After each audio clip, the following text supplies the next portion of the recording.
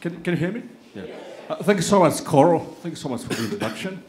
Now, the panel today is going to be a very interesting one. We have some of the leading experts in the field, and we're going to be looking at crime and security in the Pacific. Security is a huge thing, very interesting. It's a topical issue.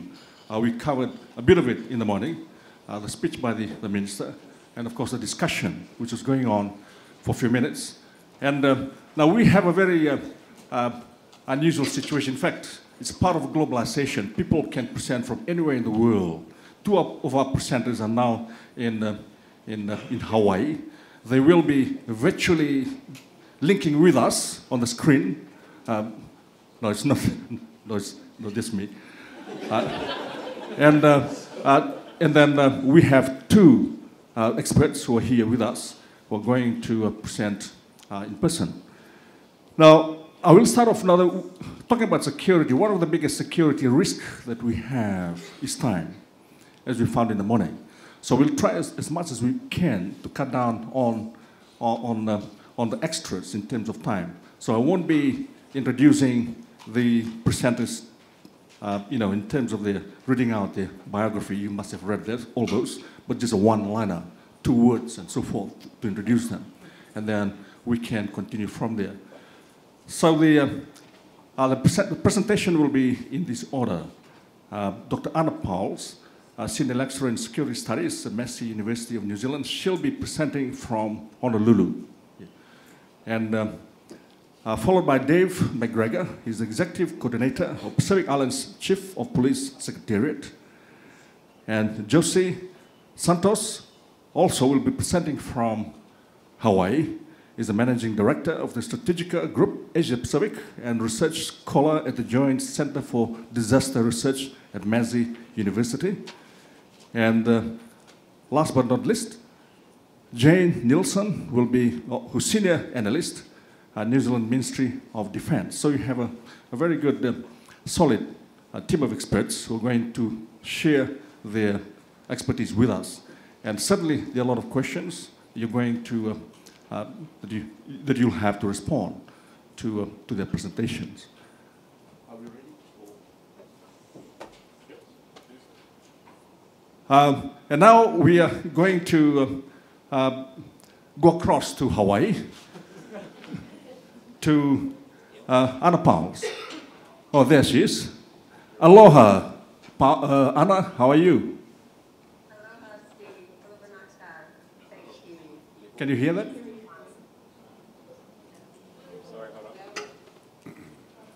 We're still trying to sort out the sound here.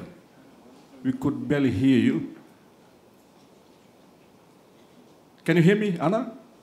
I can hear you fine. Oh, yes. Now we can hear you. All right. Oh, thanks very much. Yeah.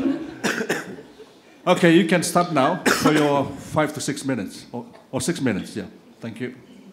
Manaka Steve, thank you very much. Tēnā koutou katoa. Firstly, thank you to everyone. Thank you to NZAA and to distinguished guests and ladies and gentlemen. And apologies for not being able to be there in person. What I'd like to do in the next 5 to 6 minutes is to address one of the questions underlying this panel session. Is there a tension between the security issues as identified in the Boe Declaration and the wider geopolitical competition and challenges to the international rules-based order? So in 2017, the Pacific Island Forum foreign ministers recommended to the forum the need for a declaration which expanded the concept of security to better reflect the contemporary security environment, better reflect a broader understanding of security, and provide the architecture to pursue more effective regional cooperation. The declaration was adopted in 2018 at a critical time when the Pacific was increasingly finding itself on the margins of a debate driven by the Pacific partners about the region's geostrategic value. And the dominant strategic narrative driven by some of these partners and external actors about the Pacific is very much binary in choice and limited in depth. It is ultimately a contest of ideas which and who privileges the dominant security narrative as more legitimate, more attuned to the geopolitical realities, and therefore supposedly more valid. However, Pacific leaders, from the Pacific Islands Forum Secretary General Dame Meg Taylor to Samoa's Prime Minister Tuilepa, have all contested this linear and patronizing framing of geopolitical competition in the Pacific, which implicitly posits that the Pacific strategic viewpoint, and acknowledging that there is no single one viewpoint, but that the viewpoint is lacking. In response, the Declaration acknowledges the increasingly complex regional security environment, but the focus remains strongly on non-traditional security challenges and Pacific-led solutions. So the Declaration achieves three objectives. It represents a cohesive voice on security. It reclaims the terms in which security is framed by in the Pacific and by whom, by acknowledging both traditional and non-traditional security imperatives, therefore ending this perception of divergence in interests. And three, it is part of a wider Pacific-driven narrative and architecture about identity, regionalism, and security, including the framework for Pacific regionalism and the Blue Pacific concept and previous security declarations. But because the buoy does not exist in a vacuum, this brings me to the tension between the security priorities identified in the buoy and the wider geopolitical competition, which is driven by strategic anxieties about power and influence in the region. So since the policy dash for the Pacific commenced in late 2017, we can identify three trends over the past 23 months. The first trend is how Pacific countries and territories are engaging with each other and the world in driving regional agendas and in turn changing the substance and form of regional cooperation. This is not new. It dates back much earlier than last year, and contrary to some claims, it is not a reaction to geopolitical competition, and is very much best captured by the Blue Pacific concept and going forward, the 2050 strategy for the Blue Pacific continent. As Dame Meg Taylor said, while we are the subject of geopolitical maneuvering and strategies of others, the Blue Pacific Collective remains focused on charting our own destiny. The second trend cannot be divorced from the first because neither is happening in a vacuum. There is an indelible tension between geopolitical competition in the region and local or Pacific identified security imperatives.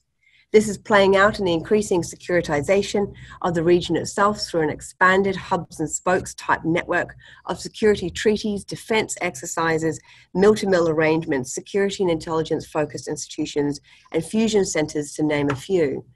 These partnerships are transactional, are driven by a combination of strategic anxiety about China, partners managing alliance and partner relations, and a concern that the regional architecture is not fit for purpose.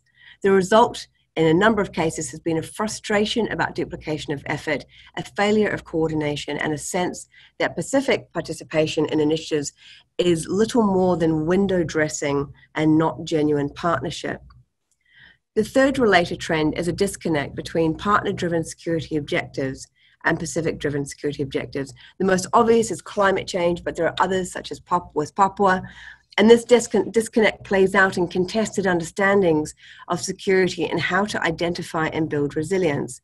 And there are credible concerns that wider geopolitical tensions and the responses to competition within the region will, by accidental design, negatively impact Pacific regionalism. As new challenges and actors emerge, the risk is that Pacific states and interests and ideas are crowded out.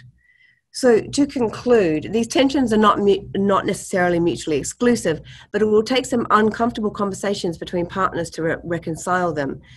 It is possible to align interests in accordance with the Boe Declaration, but that means expanding both the concept of security and diversifying who is at the table so it's fully inclusive. There are still too many conversations about security in the Pacific, which fail to include the breadth and depth of voices, whether they be Pacific voices or women's voices or that of civil society and others. And in order to have a more nuanced and comprehensive understanding of security in the region, we need to make sure those voices are at the table. Thank you very much. Hello. Yeah, thank you very much, Anna. Dave, would you like to make a presentation? Thank you. Kia ora, everybody. My name's David. Thank you very much for having me here. I'll going to make a bit of a presentation just for a few minutes on behalf of the Pacific Island Chiefs of Police. The Pacific Island Chiefs of Police represents 21 Pacific Island police services, including Australia and New Zealand. And it's really the only forum in the region that allows all the police chiefs to come together and discuss regional priorities and have some of those strategic discussions.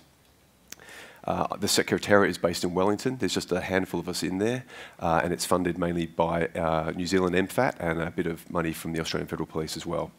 And I'm seconded in from the Australian Federal Police for a few years. Anna just mentioned the collective voice of the Pacific, and the Pacific Island Chiefs of Police is one of those ways that that collective voice can be heard. It's interesting. I haven't made a really cohesive presentation on this, so I might go back and forward a little. But just in terms of our relationship with Pacific Island Forum, the chiefs are quite rightly independent of the forum, mostly statutorily independent. But that's not to say that they don't take a lot of leadership from what the forum says, and the Boe Declaration still sits up there. Even though it's not instructive to the chiefs, it's still very much there as overarching principles. It's also probably worth noting as well, and going on from Karina's discussions earlier about some of the Northern Pacific partners, the PICP does include American territories like Guam and American Samoa. So it's quite a comprehensive, and it really does reflect that blue Pacific from one side to the other. The stated purpose of the Chiefs, of the Pacific Island Chiefs of Police Forum, is to build Pacific policing leadership and collectively navigate regional policing challenges. And they do this through discovery, knowledge, influence and partnerships. And partnerships is one of those things I will talk about over the next few minutes. The blue Pacific is effectively a third of the world's world's surface. And it's diverse politically, culturally, as we all know, socioeconomic differences as well. That being said, that doesn't prevent the 21 chiefs from coming together and agreeing on collective priorities that are true across the region. And we heard again, I think from the last panel, about the importance of hearing Pacific voices and what their priorities are. The chiefs are very clear in articulating what their priorities are, and I'll go through that next. But I think one of the really important things to remember from the chief's perspective is, or something that I've seen. I've only been here for about 9 months in this particular role, but what I can, so I was previously at AusAid a few years ago, so I have worked in the area before. Certainly now there's an increasing sense of regionalism and collectivism within the police. There's no longer a sense that individual police services can address all of the challenges facing their particular communities by themselves, and we're very much seeing a more collective approach, whether it be with the main Pacific sub-regions or as the region as a whole. And I'll talk about probably the transnational crime network as the principal way of giving effect to that collectivism. The chiefs are developing their next strategic plan, which will come to pass in 2020 for the next 5 years. So we're at the end of the last 5 years now. We're coming to the last few months. It may look a little different with the next iteration, but certainly for the time being, and I don't see this changing in any real way, and I say this in no particular order, but the chiefs have articulated their 8 priorities. It's quite granular. I'll just quickly read them out. Forensics capability, transnational crime, training, cybercrime, gender and family harm, which again I know has been already touched upon, crime prevention, road safety, and the last one is not really a program of a practical policing program, but more of a network. It's the Women's Advisory Network, which is developing the roles of women in police and ensuring equity to policing promotions and careers. So if you look at that list of priorities, some are really clearly more aligned to local context. Things like road safety and crime prevention programs probably need to be addressed at that local level, even though it's a regional priority. Other ones, like the Women's Advisory Network, take on a much more regional perspective. But it's the Pacific Transnational Crime Network that really captures the whole region. and incorporates every member of the PICP. And it's also where there's that intersection with the Boe Declaration, which we're all sort of here to talk about for this session. Transnational crime is one of those security challenges which is addressed by and articulated by Boe, and the chiefs are very much front and centre in taking ownership of that challenge in the region. The Pacific Transnational Crime Network, so the network itself is 21 members strong. 20 of those members have a transnational crime unit. It's a small unit, they're different in every country, they're not prescriptive, but they all feed back into a central hub in Samoa. It's pretty much the only way we have across the region of collecting transnational crime data and looking at trends in transnational crime. We're quite data poor in this area, so a lot of this stuff is based on only small amounts of anecdotal evidence, but it's the best we've got at the moment to assess what these risks are. Methamphetamine is identified as the highest potential risk to Pacific communities. Cocaine is, by volume, the most significantly trafficked drug in the region. And you can understand when you look at the map, obviously, that principally cocaine comes from South America and it comes across the region. We had the Chiefs' annual conference a few months ago in American Samoa. The Chiefs sat around and talked about a lot of issues, but the focus of the conference was drugs and drug harm in Pacific communities. And traditionally, the Pacific has been a transshipment route. So drugs go from South America or perhaps even North Asia through into principally Australia and New Zealand as the main users of those products.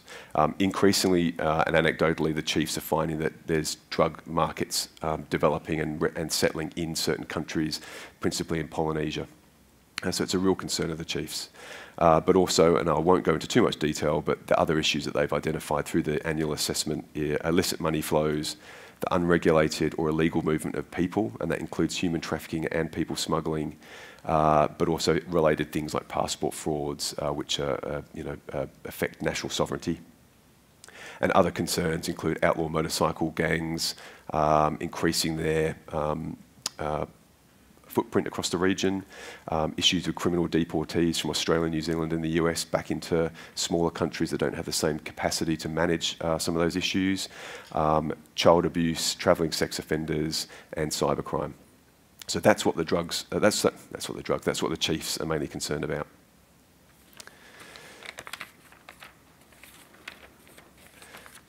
How am I going? 2. All right, I'll get to the point. And this goes on from New Zealand Deputy Prime Minister and Dr. Amua made these comments.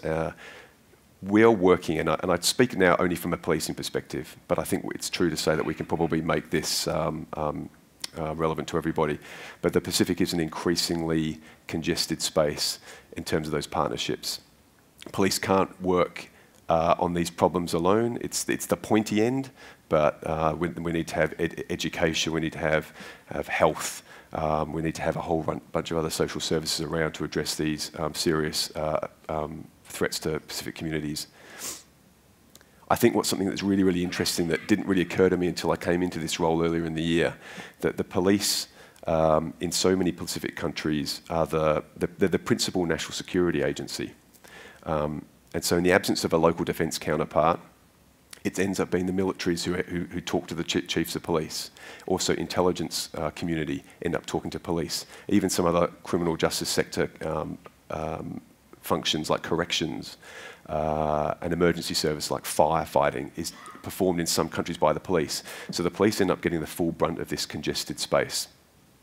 And I think perhaps the last thing I might mention is that the most important thing from our perspective as the Pacific Island Chiefs of Police Secretariat and looking out in this room with all of our potential partners and current partners is that we need to be much better at coordinating so that we're ensuring that we have the best efficiency of effort, that we're aligning behind the priorities of the chiefs themselves in this or the Pacific otherwise.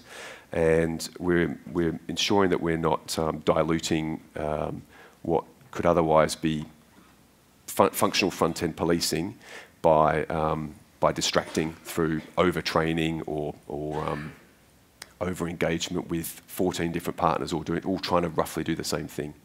Now, there are a number of concepts, if I've got time, I may get to talk about them, that we're looking at to be better at coordinating in the Pacific policing role. But we'll see if we get to that when the time comes. But thank you. Yeah. Thank you so much, Dave, for that very comprehensive explanation. Now we're going to jump back to Hawaii, and we're going to have Josie Santos. Aloha. Are you there, Aloha, Josie? Steve.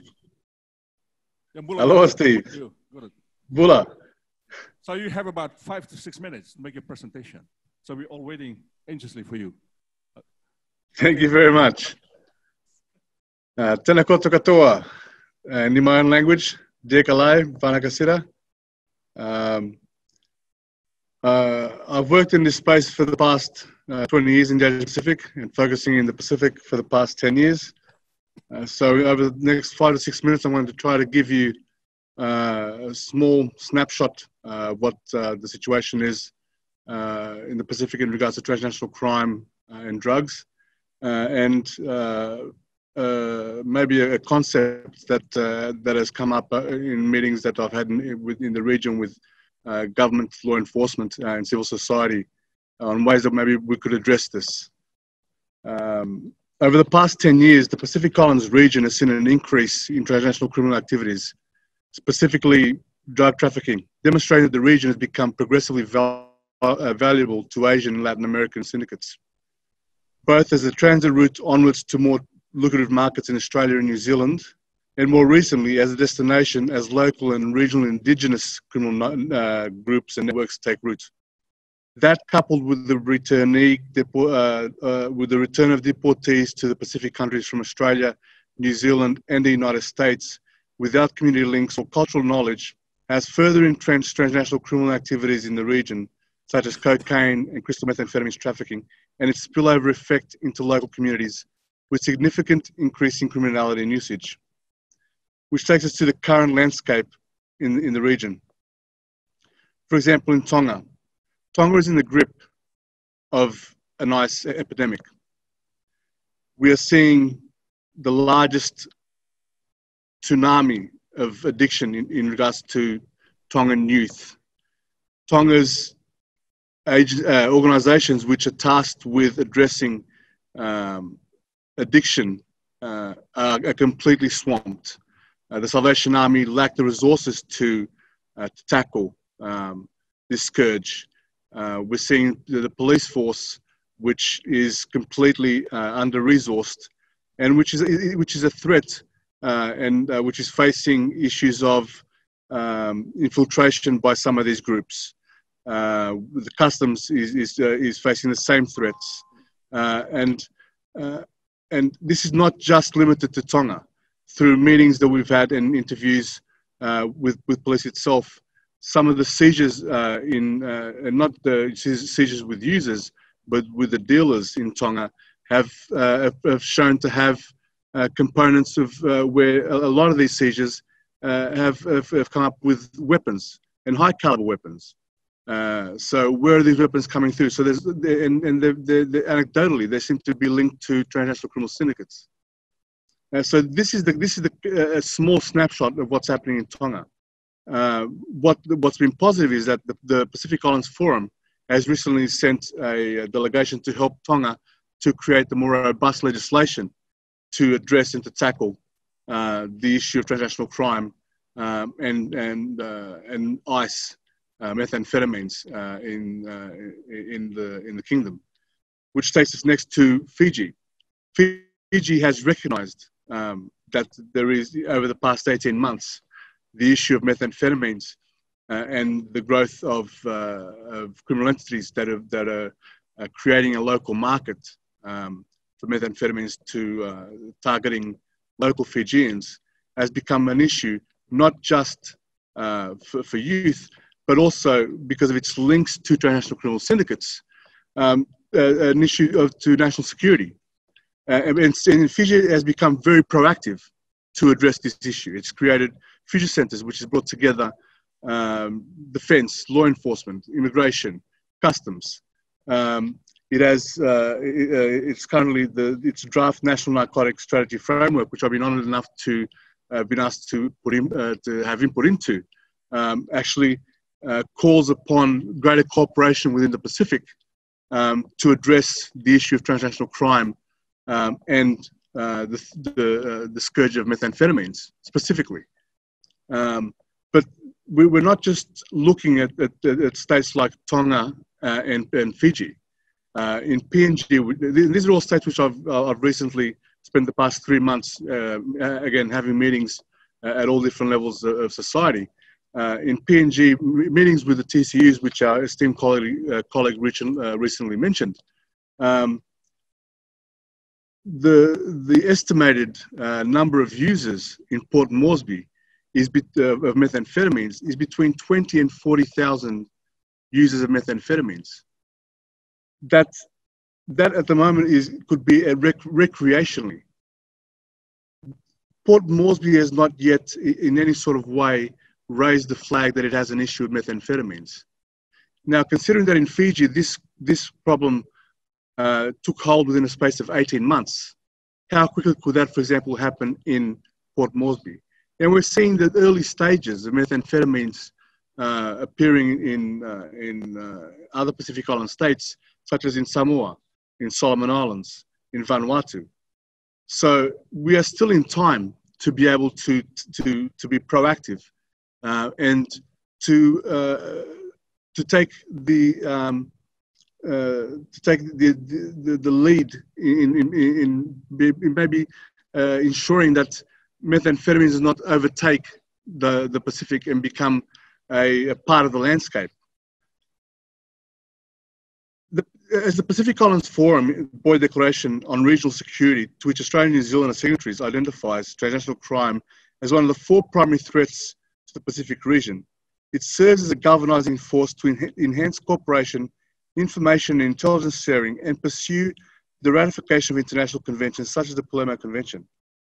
The Declaration's enduring strength and resilience lies in its implementation. How it will be monitored and measured will be critical. Its success will be dependent on the Pacific Islands foreign member states, strengthening and implementing where they do not exist, and upholding necessary mechanisms at the national and regional level, strengthening national capacities, building greater linkages between Pacific law enforcement and other relevant agencies, building the necessary support systems within the health, educational and social service sectors, and to support communities and individuals. Which leads us to this point, the final point that I'd like to make. In these recent discussions with regional governments, law enforcement, defence and civil society, the consensus was that for a response to transnational crime and drugs in the Pacific to be successful, it would need to be a Pacific-led, partner-supported initiative.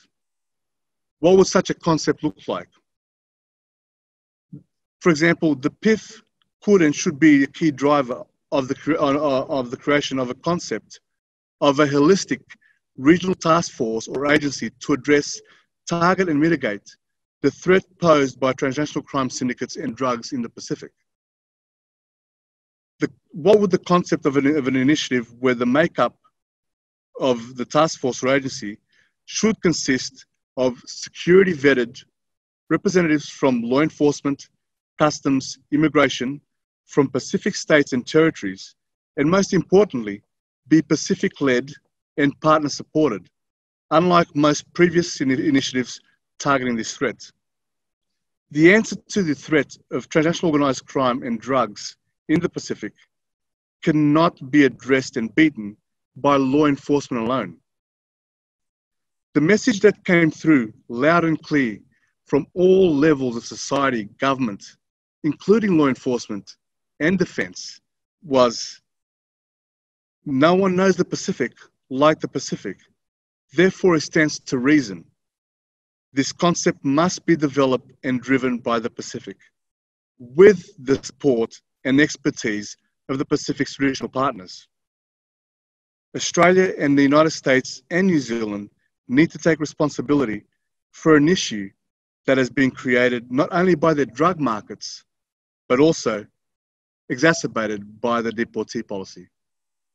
Thank you very much. Obrigado, Barak. Oh, thank you so much. Thank you so much for that very interesting, comprehensive discussion, Josie. So I hope you'll hang on for the discussions. So we're going to have Jane now, who's going to be the last presenter, and then we'll have discussions later. Tēnā koutou katoa, and I'd like to reiterate already, as said today, the warm Pacific greetings to you all.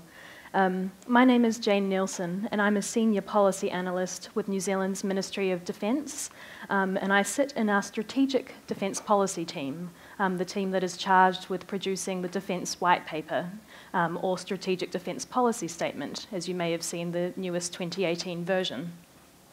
My main focus within the policy team is exploring the intersection between climate change and security in the Pacific.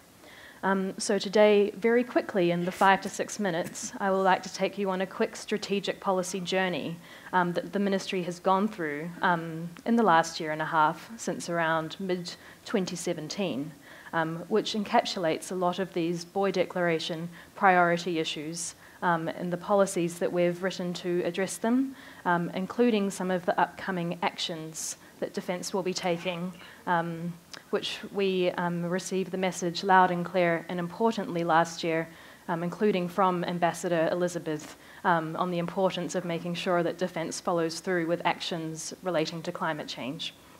To begin, I'd like to familiarise you quickly with a new framework which was put in the Strategic Defence Policy Statement 2018.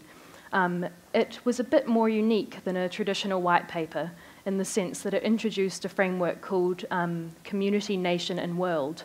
It sought to acknowledge the wide range of activities that Defence actually undertakes. White papers are very traditionally international focused and often don't capture the entire range of activities that Defence does in support of government priorities. So it outlines clearly that Defence is there to support New Zealand's community, its environmental well-being and resilience. And as the Defence Force is often called upon by our Pacific Island neighbours to support in times of need following natural disasters, this extends out to Pacific communities as well, not just within New Zealand. Nextly, nation. It outlines that New Zealand contributes to New Zealand's prosperity via secure air, sea and electronic sea lines of communication and secure access to space-based services, something that's important for New Zealand, but also for the future of our wider region. And in terms of looking more globally out to the world, Defence plays an important role in contributing to New Zealand's network of strong international relationships. And in terms of writing strategic policy for New Zealand Defence that truly impacts the Pacific, I'd say this could not be more true in a Pacific context. And I would like to begin by firstly acknowledging all the Pacific peoples that shared their stories with us in relation to climate change and security through a range of Talanoa dialogues during 2017, including excellent youth from the Pacific Islands Climate Action Network, or PCAN. We are very much grateful for all that they shared with us. So firstly, and it can be something that you can possibly go and look at later, there's a famous map in our Strategic Defence Policy Statement, often referred to by the Honourable Deputy Prime Minister of New Zealand as the Dagger Map. It's a map depicting New Zealand's extremely large and vast search and rescue zone, which spans from above the equator right down towards and into Antarctica. This really helps frame how New Zealand sees the region, and in terms of especially defence policy. New Zealand is in charge of about 1/11 of the globe in terms of being ready to respond in a situation where we're called upon. And the statement in 2017 really highlighted, 2018, highlighted that challenges for New Zealand and Pacific Island countries alike, in this maritime domain especially, are likely to intensify in the coming decades. We see challenges intersecting And they're not limited to, but often include transnational crime, as already described, resource competition, and again, as already highlighted this morning, the effects of climate change, which in regards to the maritime region that New Zealand is responsible for, are leading to warming temperatures, increasing acidification levels, and changing fish migration patterns in our vast maritime region. In terms of key implications for defence on this, as fishing vessels seek to follow the fish that are moving, general trends, as we understand and are grateful for the experts at SPC, especially based in Noumea, on their work on fish stocks, that we're going to be seeing smaller fishing vessels following the fish, moving essentially from Papua New Guinea right round and eventually potentially towards New Zealand's exclusive economic zone. It's not an easy region to go sailing in. I know I don't have the stomach for it. So it's something that New Zealand Defence is truly taking seriously to watch out for the safety of these vessels in the coming decades. This year we've done some important work through the South Pacific Defence Ministers meeting on a project that was presented in May and coordinated by our French counterparts. The project focused on the security impacts of climate change and implications for regional defence forces. It included workshops that included all the regional defence forces, which you'll be aware are actually not too many.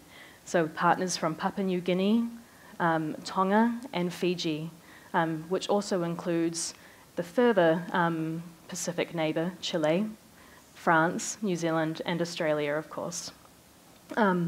Key implications and areas that this study focused on to highlight to ministers are the intensifying human security aspects from climate change are something that defence forces will need to be more aware of and understand as they respond in the region.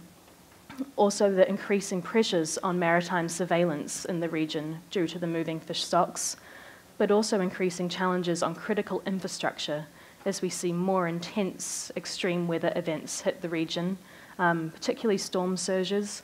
Tropical cyclones, as I'm sure we'll learn this afternoon, are a bit different, becoming a bit more intense, maybe not more common, but the tracks are widening.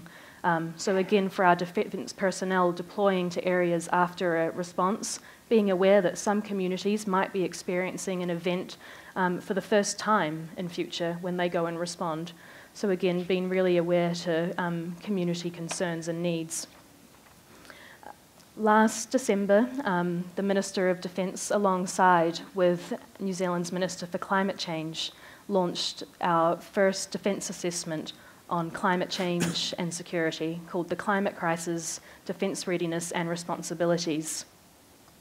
This assessment was the one written with grateful help through Talanoa dialogues throughout the region, research, through academia globally, and it importantly highlighted some key actions at the end that the Defence Force can take in terms of being more environmentally aware and doing more to help mitigate and respond to the impacts of climate change.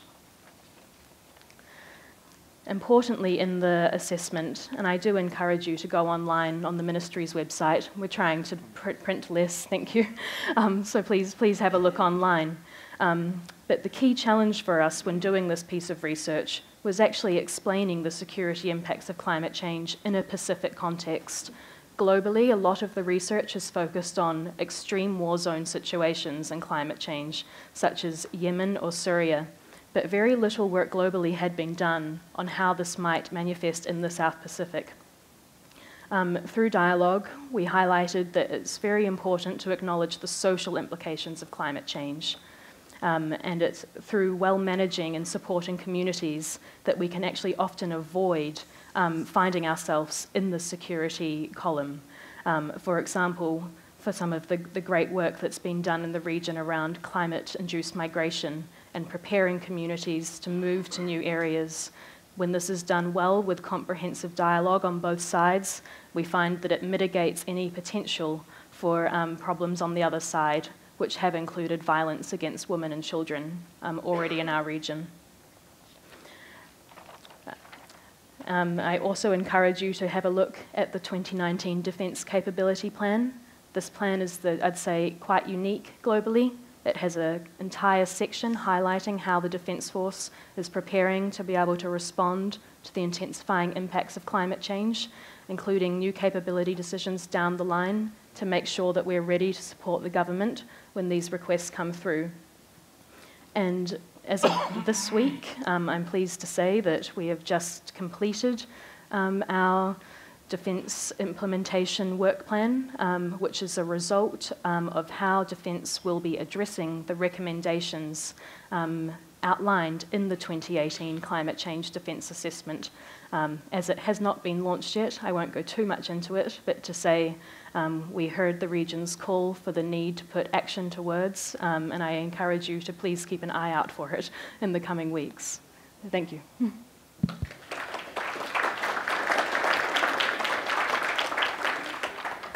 Thank you so much, Jane. In fact, we've done so well, and not because of me, but because of their discipline. They were able to stick to the time allocated, and now we have a lot of time for you for discussions. So Coro has a lot of questions, I believe, which you sent him to send us. So the four of us, or sorry, the four of them, are of course looking forward to those questions. And you're, of course, welcome to lend your expertise too. The big question that everyone's asking at the moment is what level of security concern does China's increasing presence in the Pacific pose to the Pacific communities? Now, who would like to start with a big question? Anna, Josie, Aloha. I'm sure the Hawaiian weather is doing a lot of good for you. So, any good question? Any bright ideas from there? Okay. Just really quickly, I got through an entire speech without actually mentioning China. So, but I was expecting a question, particularly over the past week. In terms of how it's affecting, I think we need to understand that Pacific countries and Pacific states and territories have relationships with China, which is distinct from the narrative that we hear out of Canberra and Washington, D.C., which is largely very much a zero-sum threat analysis in respect to China. The question whether or not China is impacting regional security, I think that was the question. Certainly, I think that geopolitical competition, whether it's driven by China or the US or Australia or other partners, could potentially be disruptive and undermine regionalism. And if we think about what provides the best buffer for resilience and in the face of these sort of international rules-based or challenges to the international rules-based order, then certainly regionalism is very much at the heart of that. So anything which undermines regionalism is potentially destabilizing. Anything which undermines the security development nexus is potentially destabilizing. But China is not the only country to have done that in the region. So we need to be mindful of that as well. Well, thanks so much for that, Anna. If I can just fill in the gaps in there. It has to be seen in the broader context at different levels as well. One is at the level of narrative. Whose narrative is that we're using? Is it, of course, what's coming out of Canberra? This year alone, I've been to Canberra about 5-6 times, and you talk with guys from the Ministry of Foreign Affairs. So it's always China. It's always step up all the time. That's a term which I use. Now, from the point of view of the Pacific communities, because in a bigger geopolitical contestation of power in the Pacific, some of that is actually to the advantage in terms of playing one big power against the other, and then get from the Chinese, okay, get from Australia, from New Zealand. At the end of the day, the real security for the Pacific Islanders has to do with the socioeconomic well-being. It's to do with how they can sustain their own lives. And at another level where the narrative is coming from is a big geopolitical narrative of China as being the source of insecurity. And so now we have a new term which is being floated around, which is the Indo-Pacific. It's no longer the Asia-Pacific, Indo-Pacific. And part of that is to respond to the Chinese threat. So we have the United States, which is pushing for it. Then we have Japan, Australia, and India, and France, of course. And France is trying to rebuild its empire in the Pacific, its colonialism, continue with it. After the vote in Nouméa last year, which was in their favor, what the French president did was to come to New Caledonia and tell them, if you vote for independence, you're voting for the Chinese, they will come and gobble you up. So the xenophobia is part of that narrative, the using of fear. Australia's been doing it. And to some extent, not so much New Zealand, but they're doing it in subtle ways as well. So it is that narrative which the Pacific Islanders are forced to respond to and to see their security in terms of Australia's security, in terms of China's security, US security, and therefore it becomes ours. So it's a political, psychological process of internalizing it and how we can support whoever it is through that security narrative. So it's much more complex than simply this versus that. Because for the Pacific Island states, their security issues are everyday socioeconomic existence, and which is different from the United States security, different from the way Australia sees it. Great answers. An equally complex but topical question here. And again, this, you can decide who answers it. Why is there no conversation or lack of action about West Papua?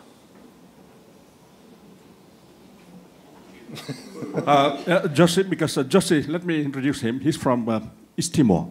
They've been under Indonesian colonial control for some time, so it's next door to West Papua. Maybe you can start with that, and then maybe I'll fill in the gaps later.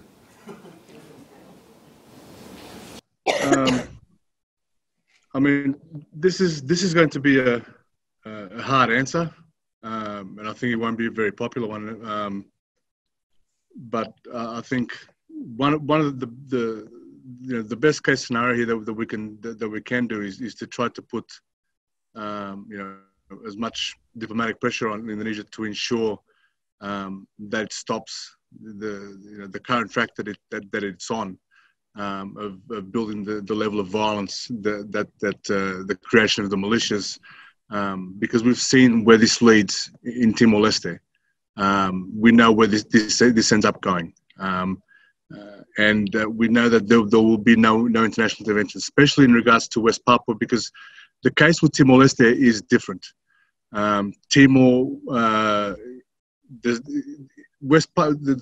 Indonesia is based on, is created based on the former Dutch colonies, and that is the legal basis of Indonesia. West Papua was a former Dutch colony, even though it was a rubber stamp vote by the UN for it to integrate into Indonesia. The invasion of Timor-Leste, during the whole time that it was occupied, the UN never recognized Timor as part of Indonesia. So when Timor became independent, it was almost a natural process. So Indonesia will never, I don't see Indonesia ever letting go of West Papua. It's too economically important to the Indonesian state. So I think New Zealand could play a very important role in being able to mediate, in being able to ensure that the human rights abuses which are currently happening stop. In being able to lead the Pacific voices to ensure that they have an impact. But what we have to take into account is to understand the Indonesian cultural aspect and behavior, and that the more that we push Indonesia, the more that they will entrench in their behavior, and the more that they will try to silence, the faster they will try to silence this dissent, and the more bloodshed that we will see. Being Timorese, it's heartbreaking because I know where this road leads. And if we think that and the violence that we've seen so far is terrible, I can tell you that it'll only get worse. And the more international pressure, the more that we try to shame the Indonesian state, the more the Indonesian state will try to ramp up this type of action to try to attempt to silence the dissidents from within. There has to be another way to try to attempt to get change from the way that Indonesia is utilizing these tactics. Otherwise, what we will see is the continuation of this genocide. Yeah, thanks so much. As I said, I come from a country where 1/3 of my people were killed over 25 years, and nobody batted an eyelid. And we don't want the same thing happening in West Papua. Yeah, thanks so much, Josie. If I can just briefly, just a couple of seconds, add on a bit to that. Indonesia has been using this technique of hegemonic diplomacy in the Pacific in a very, very successful way. We've been talking about New Zealand with its reset, and Australia with its step up, and Britain uplift. Indonesia's followed the trend. It came up with elevate here. And it came up with a term, I think it was 2-3 months ago. Now, it has been able to infiltrate the Melanesian Spearhead Group, has been able to change the minds of Fiji and Papua New Guinea, who are quite, influential in the region. It has been able to play its work in the region to buy off the loyalty in significant ways. And certainly, as Joe said, in the case of West Papua, the military, Indonesian military, actually controls the economy there. They're very much involved in mining. And the same as Burma, where the military is very much part of a corporate institution. So there's a lot of money to be made. One of the reasons why they're not going pretty quickly. And that's why diplomacy at the regional level, the Forum, Melanesian Spearhead Group, and even bilaterally, those countries which have been bought off by Indonesia, like Fiji and Papua New Guinea, and a few others who are on the verge, that's where the efforts should start in terms of reversing the process. So, any other questions? Oh, there's quite a few. The Pacific has if you can read out maybe 3 or 4. Sure. So maybe they're all linked together. And the 4 panelists are salivating. They want to respond somewhat to questions. Let's go with the most popular. As we promised, the Pacific has a significant number of strategies connected to security.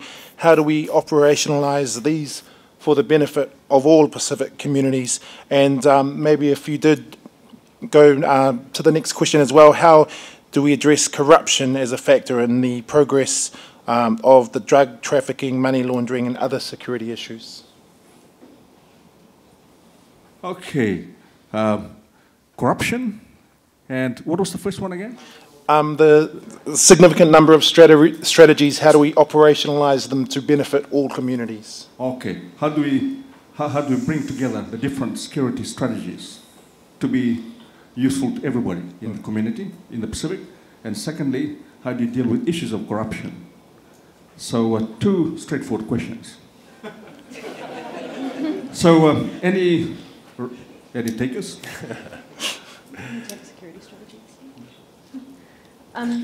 In terms of security strategies, I don't know exactly what one the question asker was referring to, but in terms of helping make security strategies that can actually be useful and impact communities, I'd say a key pillar of this is consultation, and consultation throughout the entire process of making these strategies. And not just within government or not just within the institution which it might be made, but going out widely, actually taking time don't have to do them too fast. Make sure that you can actually go out to the communities in which they're aiming to be helpful for, learning what they need, what their concerns are, and how they're actually seeing things play out on the ground. So that we try and minimize this potential disconnect from potentially people writing strategies, say in just one building in a capital, that might not actually be applicable to those on the ground where it's designed to impact. So yes, breaking down these sort of silos in strategy making. I can add to that as well. Yeah, sure.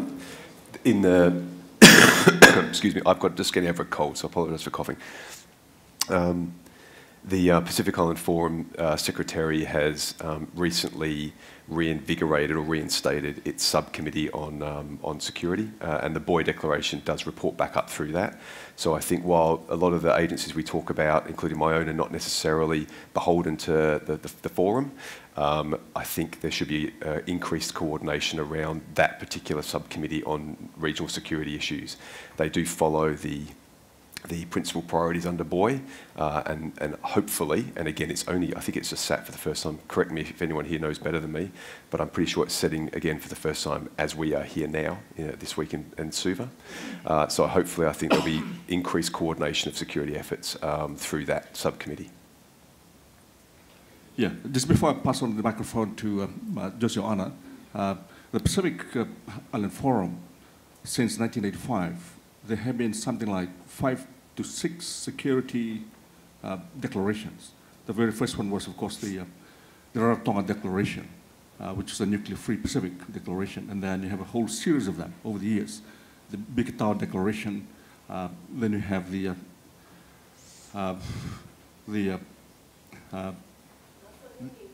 Nasonini Declaration, then you have the Honiara Declaration and so forth, and then the Boe Declaration, which is the latest one. Yeah. And so it seems that new security challenges emerge all the time. Then we have to catch up with them. And of course, the latest one, the Boe Declaration, declares that climate change is the most significant security challenge in the Pacific. Yeah. And so Ana or Jose, would you like to deal with the issue of corruption here? Oh yeah, Jose, please. Yeah. Corruption is always I think the hardest issue to address when you're in the Pacific. It's almost a taboo word. But I think for us to talk to and address the issue of corruption in the region, it must be done state by state, and it must be state specific. There's no such thing as a Pacific culture. There's Pacific cultures. And corruption is linked not just to society, but also to culture in the Pacific region. So the answer lies in creating agencies which tackle corruption, and they're context specific to the country itself. So I think having creating agencies which target corruption, which stand apart from and have the powers to investigate Parliament, government, law enforcement, but that we can understand that this is a process that will take time. That the Pacific countries will have to adjust to having these standalone agencies that will be able to address the issue of corruption, because sometimes corruption is linked to our culture. For example, in PNG and other Melanesian cultures, the one talk system is seen as part of culture. In a Western culture, it's seen as corruption. So it's being able to change what is perceived as corruption, and it's been able to create these agencies with enough powers and that stand alone, and have the right people inside them that are vetted and that are chosen for their skill sets, and not to the links to certain elites. It's going to take time. It's not going to happen overnight, but I think it's something that can be done with our partners, and it's something that New Zealand could definitely assist the Pacific with. But it has to be context specific, and it definitely has to be culturally appropriate. Well, thanks so much, sir. Now we have 5 minutes left, so I think that's enough for maybe 2 or 3 questions. Sure thing. We do have one that's been going up the charts. I feel like I'm a disc jockey or something. Are there proper workshops being carried out in the village communities when it comes to the effects of drug usage and trafficking? So this might be another question for Jose. Yeah, Jose, that's your area of expertise, drugs. I'm not saying that you're taking it, but you police it, yeah. So would you like to respond to that? What was the question again? Basically, are there workshops being done at the grassroots level in villages across the region? Okay, yeah. Jose, would you like to respond to that? Myself, I do workshops with different villages. We are also currently working with different defense forces and law enforcement agencies, and also some governments to build the understanding of what methamphetamines and the harm methamphetamines can bring to society, and the connection to transnational crime is. There are smaller NGOs and civil society groups which work with traditional power structures and also church groups. But the issue and the reason why there aren't more workshops, engaging with the communities is simply funding. And again, this is we have the reset here in New Zealand. We have this pot of money, and I think this is something that maybe we could invest some of that money into. I'm sure that the New Zealand Police would love to be involved in something in these kind of programs. We have even the AFP. We have our esteemed colleague here, and I know that in Australia we have the police boys youth clubs, and you have a lot of police officers with a lot of experience of working with young men and young women who have gone through the issue of drug abuse, who could do these sort of workshops and train young Pacific Islanders and youth workers to go out into the villages and into the islands and be able to work with our communities. So it's just a matter of funding. It's the same reason why we don't have more treatment centres in Fiji and in Tonga. It's a matter of funding. So that, if the funding is made available, the more workshops that there can be for the Pacific youth to educate them on the threats and the risk of methamphetamines. Thanks so much, Jose. So I think Corey's signaling to me. He says, I have one more question. Yeah. One last question. Unfortunately, we couldn't get to them all because of time constraints. So if you want your question asked, get people on your table to vote. But the last question is, human trafficking, particularly from Asia and Africa, a growing concern in the region. That's human trafficking. Human trafficking. It's something that's come up in the annual assessment by the Pacific Transnational Crime Network. It's an area that I'm particularly interested in. It was my former role when I was in AFP a few years ago. Again, anecdotally, there are individual cases of human trafficking. There's a recent case in one of the Pacific Island countries where I think a number of Bangladeshi people were brought over and exploited in that country. I think it's the first case of that mass exploitation. But often with so many of these crimes, there is opportunistic. And anywhere where there is a demand for cheap labour and people will be exploited for that.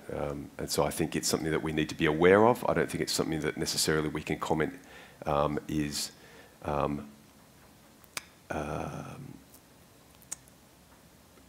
to the same extent as drugs is one of the main issues, but it's certainly something the chiefs are concerned about. Any other panelists who might want to add to that? Human trafficking? Oh yeah, just again, yeah. Chinese sex workers in the Pacific, both in Fiji, PNG, and Tonga. That's come up over and over again over the past 2 years in both mine and other researchers in the region. Brothels in PNG, Fiji, and Tonga, where young Chinese girls are trafficked in kept in compounds, not allowed out, passports held in for a certain amount of time and then flown out again. So yes, these are issues that definitely need to be looked into. Yeah, thanks so much. A very interesting discussion. Security, of course, is a very complex issue. We've just dealt with certain aspects of it, and I believe that some of us here in this conference are directly, indirectly linked with some of those issues. And of course, we have a lot of time today to discuss those, either in the afternoon tea or lunch. And just before we finish, in fact, we're just on time. So just before we finish, if you want to learn more about some of the issues in terms of regional security, there's a book which just came out called Contested Terrain, Reconceptualizing Regional Security, which I wrote. So you can Google it and buy it online.